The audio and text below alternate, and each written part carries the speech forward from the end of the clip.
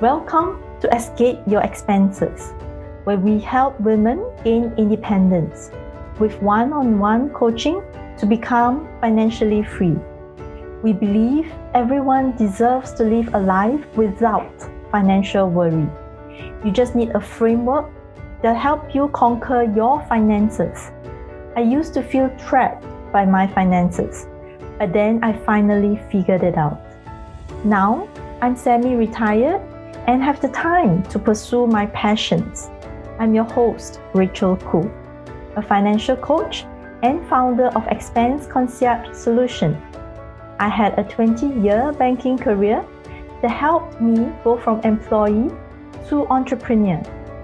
Now I help clients all over the world to do the same. If you're ready to become financially free, then let's get started.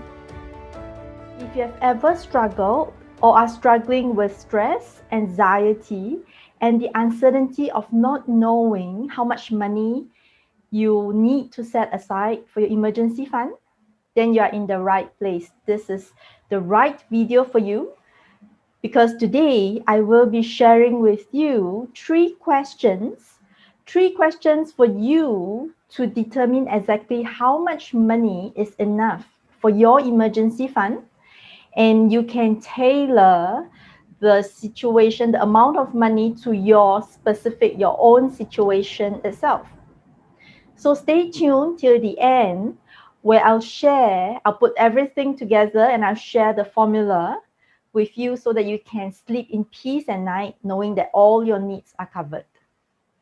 Are you ready? Let's begin. Before I start with the first question, I want to share with you that this is a tried and tested method. And I've done it with many of my clients, and it has proved to be very, very effective. Okay, so starting with the first question. So the first question is, think about this. In the event, touch wood, that if you were to stop working today, how many months will it take you to find your ideal job? And just to explain a little bit about the question, I talk about finding the ideal job because we want to be conservative. We are talking about our emergency fund. So we want to be a little bit conservative, and you want to allow ample time for you. Press pause button now and think about it. When you come up with the number, come back and press play. Okay, good. So moving on to the second question.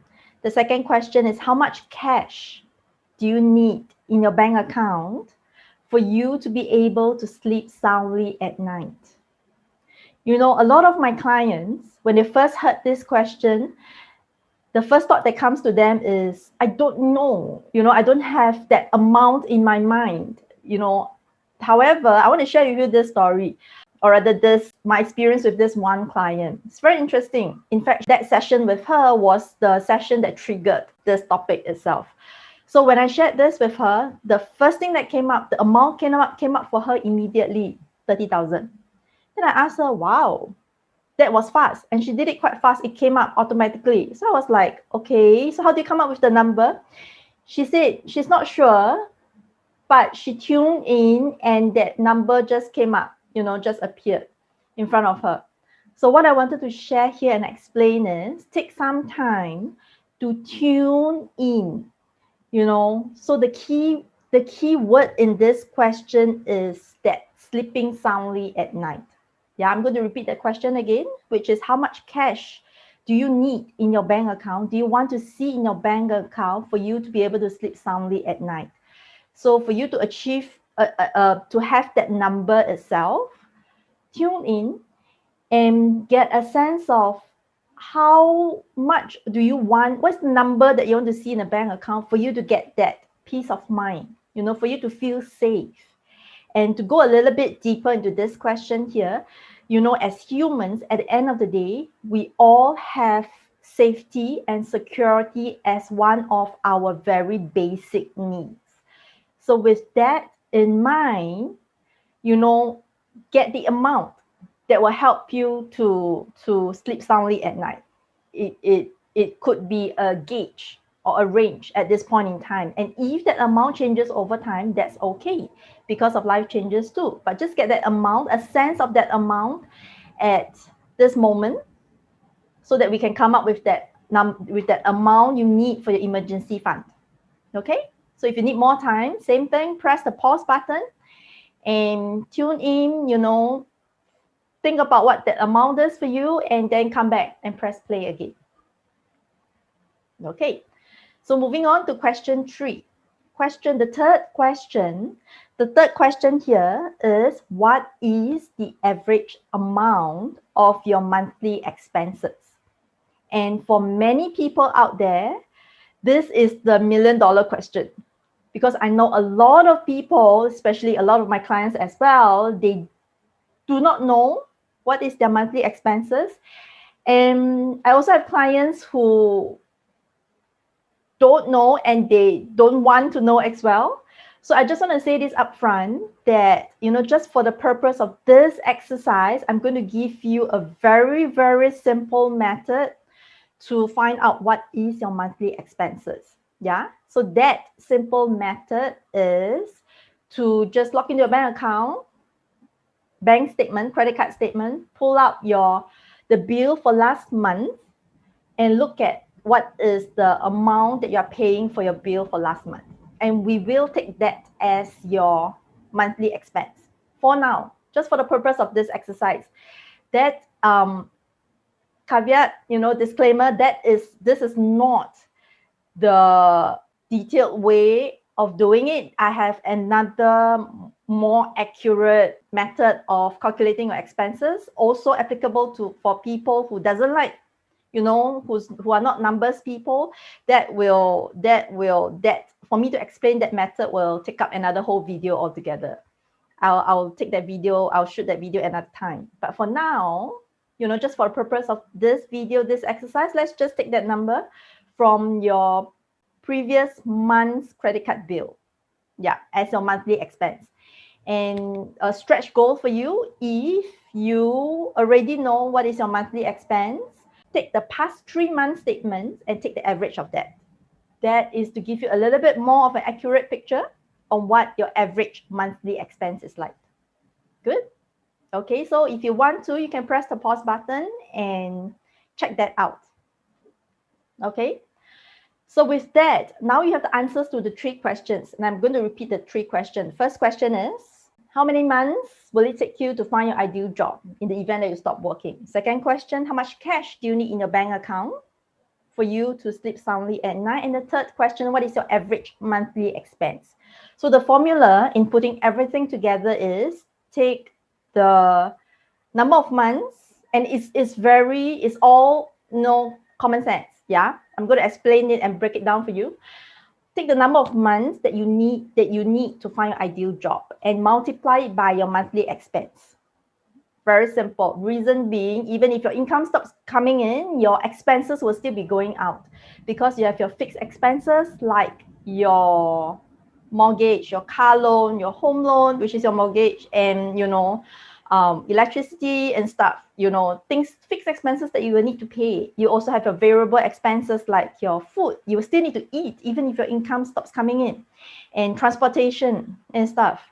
So your expenses will still need to go out. So multiply the number of months you need to find your ideal job by the monthly expenses. So you have that amount, and then add on to that amount your answer to question 2, which is the amount of money you need in your bank account for you to be able to sleep soundly at night. And I'm just going to give you an example, a very generic example.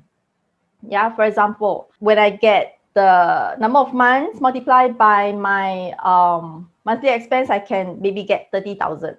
So my answer to question 2 could be another 30,000. So I have 60,000. So that 60,000 will be the amount of money I need in my emergency fund. Does that make sense to you? So with that, knowing that, I want you to now consider your own scenario. Yeah, think about your own scenario.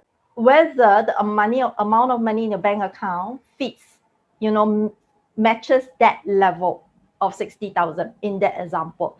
So if it's not there yet, you know what to do. Accumulate funds to hit that level. If you have more than that amount, then you know what you can do with the remaining of the money, and you can put it into long-term investments. You can use it for other purposes. You can use it for higher risk investments, which gives you a higher return, which helps you to plan for the longer term as well. So that is the amount of money you need. So with this, I'm also going to explain a little bit about what is an emergency fund. Yeah. So the emergency fund are money that you need to be easily accessible to you. So when I talk about emergency fund, I do not mean that it all needs to be, paper cash, that you store under your bed. No, it also doesn't really need, all 60K, for example, you don't need all of them to be cash into your savings account. There are safe investment instruments out there where you can put into. So the requirement as what are the qualifiers, that needs to be put in place for the instrument to qualify as, you putting the money in as your emergency fund. Some of the qualities that I'll be looking for is that there has to be liquidity, meaning it has to be easily accessible to me in the event I need it. And the second quality that I'm looking for is there cannot be a huge devaluation in its value. So if you're in Singapore, some of the investment instruments that falls into this category could be obviously savings account, or it can be fixed deposit, it can be government bonds and stuff. If you are overseas in US or at any other countries, look out for government bonds or huge corporate company bonds that are on the more stable side. However, just know that with the principle of, high risk, high returns, know that when you have lower risk, you are getting lower returns as well. Just ensure that the money that you put into for these instruments are safe, because remember the intention for this money is as an emergency fund, that it is safe for you and it is easily accessible, and there is no devaluation of its value when you take out the funds, whenever you need to take out the funds. So I hope this is helpful for you, and I hope you have learned something today. Thank you for listening to today's episode. If you are ready to become financially independent, please visit expenseconciergesolution.com to book a 15-minute call to learn about our coaching services.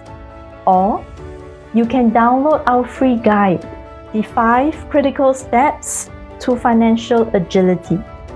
Break free from your worries, achieve security, and become financially free.